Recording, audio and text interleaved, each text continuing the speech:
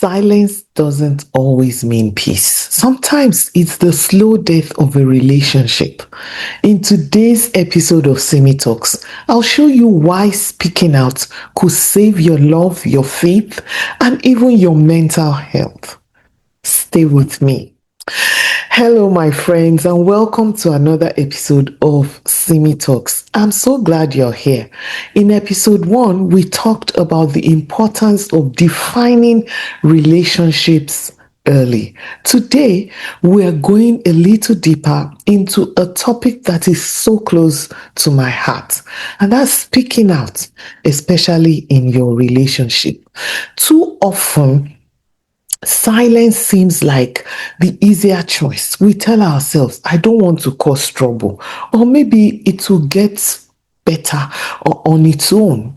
But the truth is, silence can become a weapon that destroys intimacy, love, and even our mental health. The Bible reminds us in Ephesians 4:25, and I'm reading the NIV version. It says, therefore, each of you must put off falsehood and speak truthfully to your neighbor, for we are all members of one body. If God wants us to speak truth, even to our neighbor, how much more to the person we share our life with? Now, I'm going to read a portion from my book, I'll Tell My Story. I'll Tell My Story is the fictional story of Bettina Jaja, a pastor's wife. John picked me from home later in the evening after work, and we returned to my campus together. I'm not coming to Lagos for a while, I told him in the car, because of the exam. He scoffed.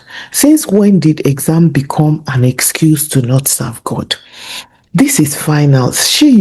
I want to read, and the travel time alone to Lagos is a lot. You cannot read in the car, or are you the one driving? I shot him a surprised look. Read in the car. I can't believe you said that. I can't believe you want to use exam as an excuse, he said, especially now Pastor Love depends on you every weekend for praise and worship, which I find ridiculous. That sister who led praise worship before you and Pastor Love turned your attention to me is still there, redundant, probably upset with me too. I said, already getting angry at him, which rarely happened.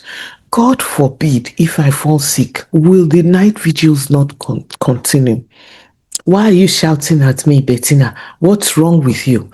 In the past 2 months, John had been even more invested in Pastor Love's ministry, and I knew he would not be happy with my decision to step back during my exams. But I was not ready for the ups and downs of going to Lagos in the middle of my final exams and sometimes having to sleep over. Giving Pastor Love a massage of his biceps, could I tell John, and would he believe me? A local dog ran across the road as we approached the busy part of town, and John pressed on the brake, screeching. I yelped, don't kill me, oh. Kill you? Why would you say that? Because I'm questioning your commitment. He stole a quick glance at me. I don't understand you anymore, Tina. He only called me Tina when he was confused or serious. I don't understand you too. When you wrote your final exams, didn't you take time off fellowship to concentrate? I did not. Well, that's you. He inhaled noisily. Do you know how this will affect Pastor Love? He will not be happy. I snapped. I don't care. Bettina Silas, you don't care about the things of God? He drove into my campus. I can't believe you just said that. You don't care about the move of God? Are you backsliding or what? Me, I was a church girl. My parents became born again when I was in secondary school. And since then, my whole family worshipped God in spirit and truth. Had been so invested in God, backsliding because I didn't want to attend a night vigil in a particular ministry. I found John's words quite offensive. John went into a long tale about how God had been using Pastor Love to heal people, as though I was not aware. When he got to the front of my hostel, I picked my bag and foodstuff, refused his help, and walked off, though he called me back a few times. How could I explain what I was going through to anyone? For the next 4 weeks, John religiously showed up to take me to Lagos with him for the night vigil, and I promptly declined. To my amazement, he didn't want to discuss anything else. We had never had such a quarrel or disagreement about anything so serious. At this stage, I was weary of waiting for him to propose, and guilt filled me each time I think about what went on between Pastor Love and I when no one was there. I'd never had second thoughts about sharing anything happening in my life with John. And so I just read a short portion of from my novel, I'll Tell My Story. The portion I read is about a disagreement between the protagonist, Bettina Jaja, and her love interest, John. This story reminds us that our voices matter. What you don't say can weigh heavier than what you do say. And here are my thoughts. Silence is in a relationship can look like maybe not expressing your needs because you fear rejection, or keeping quiet about hurt because you want to keep, you want to keep the peace, or avoiding difficult conversations because you think time will fix it. I don't know if you've been there before, having these excuses. But my friends, silence builds walls, and it breeds resentment, and it also creates emotional distance. Proverbs 18:21, I'll read the NIV version. It says, the tongue has the power of life and death, and those who love it will eat its fruit. Now, if our words can carry life or death, then choosing silence at the wrong time can just be as harmful as speaking the wrong thing. You understand? So let me also remind us that in Joshua